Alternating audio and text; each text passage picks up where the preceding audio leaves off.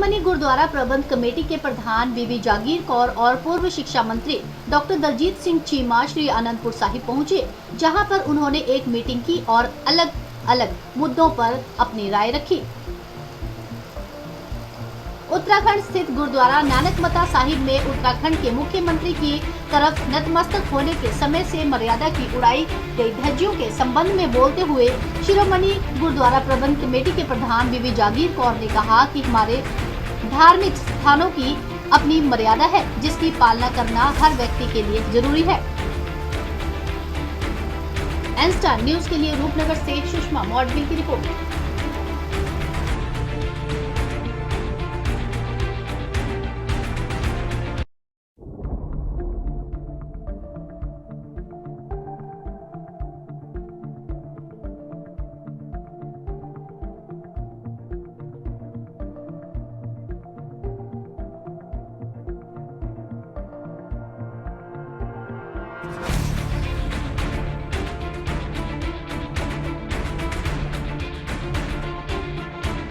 मौके सुनाऊंगा। देखो गल ये है कि असी तो पहले दिन तो ही कह रहे कि ਜਿਹੜੇ किसान शहीद होए है उन्हां दे परिवारां दी मदद करना सरकार की नैतिक ड्यूटी है। श्रोमणी गुरुद्वारा प्रबंधक कमेटी का बीबी जी का मैं धन्यवाद करदा कि इन्हां ने सारे परिवारां दे विच पहुँच के 1-1 लाख रुपया माइक मदद इमीडिएटली उन्हां परिवारां नूं पहुँचाई। होर भी जिम्मेवारियां इन्होंने चुकियां कि जो परिवारों की एजुकेशन के विच मदद हो सकती है वो भी करनगे। पर सरकार ने जिहड़ा अज फैसला किया ये बहुत पहले ही साडी मंग सी कि हो जाना चाहिए, क्योंकि ये तो मंत्रियों के मुंडियां नूं DSP बनाउण लगे हुए सीगे, जिन्हां दे 35-35 साल पहला जिहड़ियां घटनावां होईयां उन्हां नूं बेनीफिट देण लगे हुए सी। ये काम इन्हां नूं पहले दिन ही करना चाहिए सी, क्योंकि बड़ी वड्डी मंग सी सारिਆਂ दी ये होना चाहिए। ਹੁਣ तो 3-3.5 साल ਜਿਹੜੇ ਹੈਗੇ ਆ ਪਿੱਛੇ रेलवे हादसा हो गया, वो भी ਹੁਣ ਜਿਹੜੀ आ के ਇਹਨਾਂ ਨੂੰ ਚੇਤਾ है। इस करके ये जिम्मेवारी ਹੁੰਦੀ है सरकार की। पंजाब खेती के आधारित सूबा, बड़ी वड्डी देश की एग्रीकल्चर कंट्रीब्यूशन है। इस करके ਹੁਣ भी ਮੈਨੂੰ लगता कि अनाउंसमेंट ना रह जाए।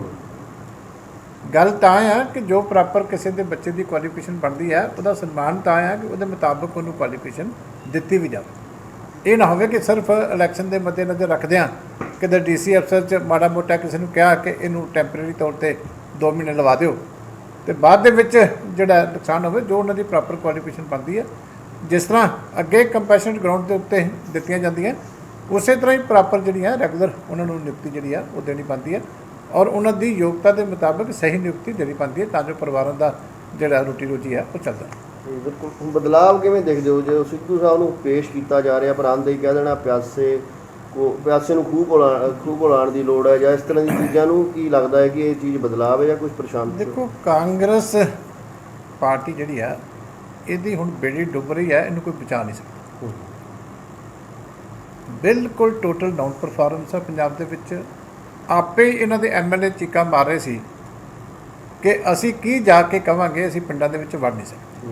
सो दिल्ली वालिਆਂ ने विच पै के समझौता कराया टैंपरेरी, तो चेहरा बदल के जिहड़ी है एंटी इनकम्बेंसी खत्म करने की कोशिश की, पर इशू उत्थे ही है कि एक भी काम इन्हां ने वादा जिहड़ा कीता सी वो पूरा नहीं किया।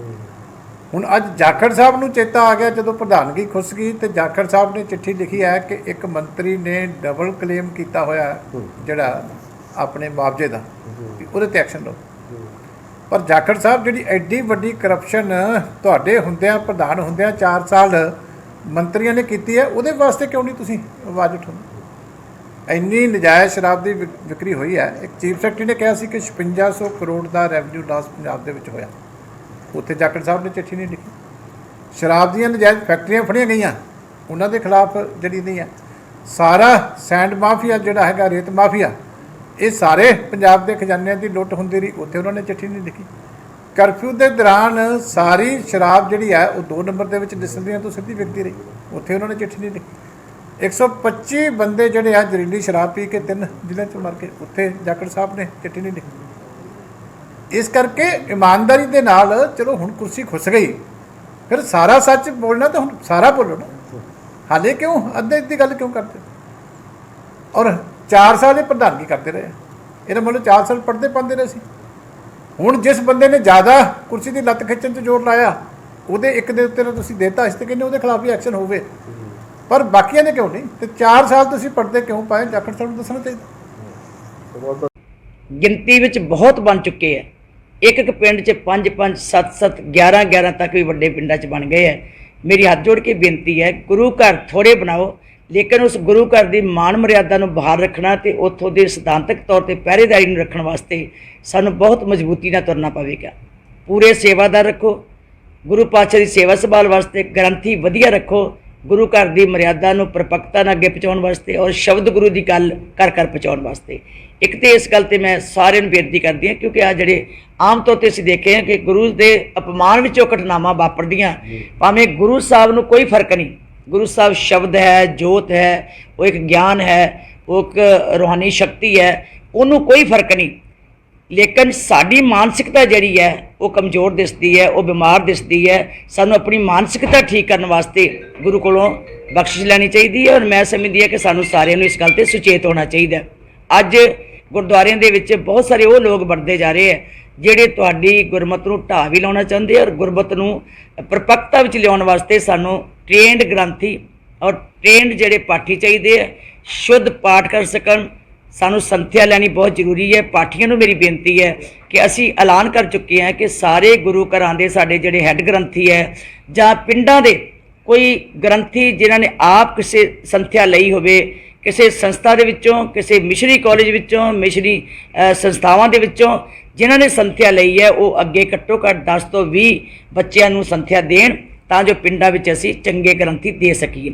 ਸਾਨੂੰ ਸੁਚੇਤ ਹੋਣਾ ਪਏਗਾ, ਵਧੀਆ ਗ੍ਰੰਥੀ ਭਾਲਣੇ ਪੈਣਗੇ, ਔਰ ਵਧੀਆ ਸੇਵਾਦਾਰ ਜਿਹੜੇ ਹੈ ਪਹਿਰੇਦਾਰੀ ਕਰ ਸਕਣ, ਉਹ ਗੁਰੂ ਘਰ 'ਚ ਜ਼ਰੂਰ ਰੱਖਣੇ ਚਾਹੀਦੇ ਹੈ, ਤਾਂ ਜੋ ਇਹ ਬੇਅਦਬੀ ਦੀਆਂ ਘਟਨਾ ਜਿਹੜੀਆਂ ਆਮ ਤੌਰ 'ਤੇ ਸੁਣਦੇ ਹੈ ਉਹ ਨਾ ਹੋ ਸਕਣ। ਦੂਜੀ ਜਿਹੜੀ ਗੱਲ ਹੈਗੀ ਹੈ ਕਿ ਅੱਜ ਦੇਸ਼ ਤੇ ਵਿਦੇਸ਼ ਦੇ ਵਿੱਚ ਸ਼ਬਦ ਗੁਰੂ ਦੀ ਗੱਲ ਚੱਲਦੀ ਹੈ, ਔਰ ਉਹਦੇ ਵਿੱਚ ਜਦ ਤੱਕ ਅਸੀਂ ਸ਼ੁੱਧ ਬਾਣੀ ਦਾ ਉਚਾਰਨ ਨਹੀਂ ਕਰਦੇ, ਸ਼ੁੱਧ ਗਿਆਨ ਨਹੀਂ ਸੰਗਤ ਤੱਕ ਪਹੁੰਚਾਉਂਦੇ, ਸਾਡਾ ਇਹ ਸਿੱਖ ਧਰਮ ਜਿਹੜਾ ਅੱਜ ਇਸੇ ਕਰਕੇ ਕਈ ਥਾਵਾਂ ਤੇ ਕਮਜ਼ੋਰੀਆਂ ਆਉਂਦੀਆਂ ਜਾ ਰਹੀਆਂ। ਉਹਦੀ ਪਰਪੱਕਤਾ ਵਿੱਚ ਰਹਿਣਾ ਬਹੁਤ ਜ਼ਰੂਰੀ ਹੈ। ਅਸੀਂ ਇਹ ਸਾਰੇ ਯਤਨ ਕਰ ਰਹੇ ਹਾਂ।